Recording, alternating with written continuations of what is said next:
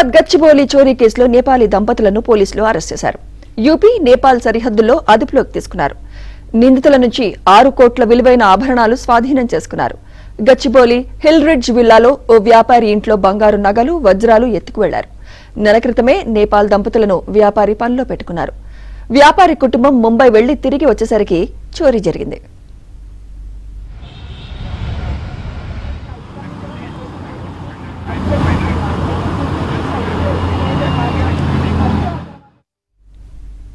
ఇదే అంశంపై మరింత సమాచారం మా ప్రతినిధి శశి అందిస్తారు.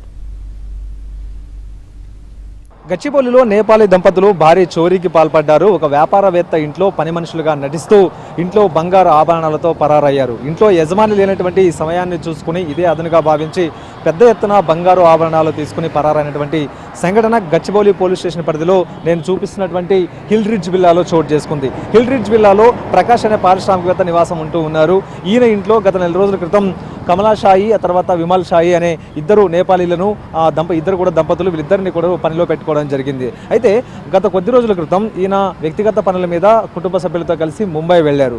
సో పనులు ముగించుకుని ఆదివారం రోజు ప్రకాష్ తన ఇంటికి వచ్చారు. అయితే బయట ఇంటికి సంబంధించినటువంటి డోర్లు ఓపెన్ చేసి ఉండడంతో ఇంట్లో నేపాలీ దంపతులు కూడా కనిపించకపోవడంతో ఈ ఇద్దరు కూడా చెప్పకుండా వెళ్ళిపోయారేమో అంటూ ప్రకాష్ భావించాడు. కానీ లోపలికి వెళ్ళి చూసిన తర్వాత లోపల బెడ్రూమ్లోను, ఆ తర్వాత పూజా గదిలోనూ కొన్ని వస్తువులు కనిపించకపోవడం, బెడ్రూమ్లో కొన్ని వస్తువులు కూడా చిందరవందరగా పడి ఉండడంతో అనుమానం వచ్చి ఇటు పూజా గదిలోను, తర్వాత ఇంకా ఇంట్లో లాకర్లు కూడా తనిఖీ చేసినప్పుడు ఇంట్లో ఉండేటటువంటి బంగారు ఆభరణాలన్నీ కూడా మాయమైనట్టుగా తేలింది. మరోవైపు పూజ గదిలో ఉండేటటువంటి కొన్ని బంగారు ఆభరణాలు కూడా మాయమైనట్టు గ్రహించడంతో వెంటనే గచ్చిబౌలి పోలీసులకు ప్రకాష్ సమాచారం అందించారు. దీంతో గచ్చిబౌలి పోలీసులు సంఘటనా స్థలానికి చేరుకుని ఇంట్లో క్లూస్ సేకరించారు. సుమారుగా ఇంట్లో ఉండేటటువంటి బంగారు ఆభరణాలు 6 కోట్ల వరకు కూడా ఉంటాయంటూ పోలీసులకు ప్రాథమిక అంచనాకు రావడం జరిగింది. ఇవన్నీ కూడా ఇంటి యజమాని ఇచ్చినటువంటి సమాచారం ఆధారంగా ఇంట్లో ఉండేటటువంటి బంగారు ఆభరణాలు కావచ్చు, లేకపోతే ఇంకా గోల్డ్ ఆర్నమెంట్స్, ఇంకా వేరే ఆర్నమెంట్స్ అన్నీ కూడా సుమారు 6 కోట్ల వరకు కూడా అంచనా ఉంటుందంటూ పోలీసులు నిర్ధారణకు రావడం జరిగింది.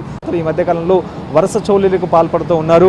అయితే ఈ మధ్య కాలంలోనే కొన్ని గణనల్లో హత్యకు పాల్పడినటువంటి సందర్భాలు వెలుగు చూశాయి. మరికొన్ని సందర్భాల్లో అయితే మాత్రం ఇంట్లో ఉన్నటువంటి యజమానులను కట్టేసి బంధించి వారికి మొత్తం మంది ఇచ్చి ఇంట్లో ఉండేటటువంటి బంగారు ఆభరణాలతో ఉడాయించినటువంటి సంఘటనలు కూడా వెలుగు చూశాయి. తాజాగా గచ్చిబౌలి ప్రాంతం, అదిగాక ఈ విల్లాస్లో ఎక్కువగా కూడా పారిశ్రామికవేత్తలు, తర్వాత విఐపీసీ నివాసం ఉంటూ ఉంటారు.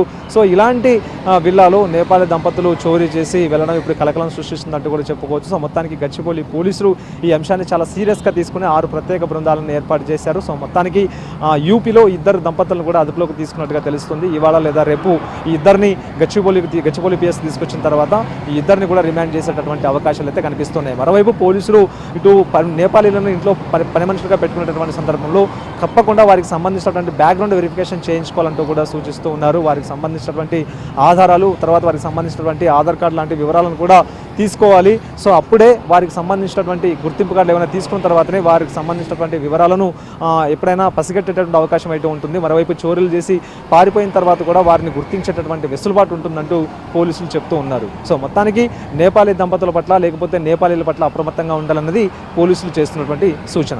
Vote studio.